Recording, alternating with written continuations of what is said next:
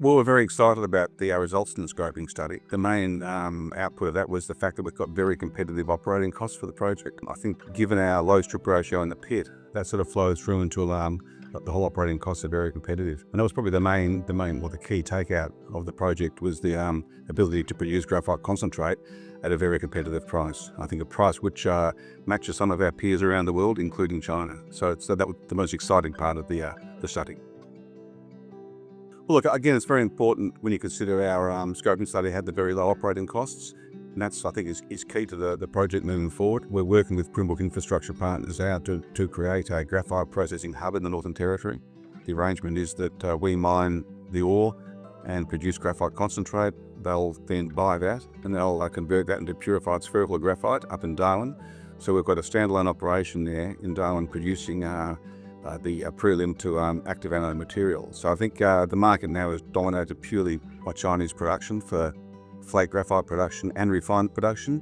So I think us working with Crimbrook is to have a graphite hub outside of China which can supply the world with cost-effective products.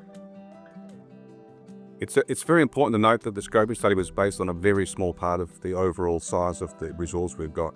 And we did that deliberately to be cost effective. Drilled out a very small part last year and upgraded it to indicated resource. And that was the basis for the scoping study.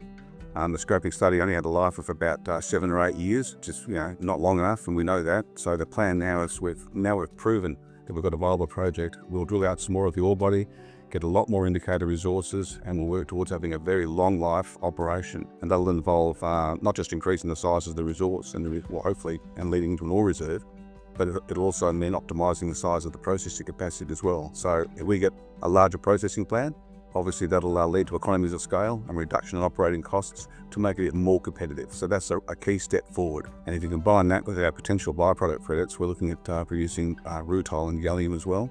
And we're still doing test work on that, but if we can prove those things up and produce those as viable byproducts, it will further reinforce this as a very low cost operation going forward.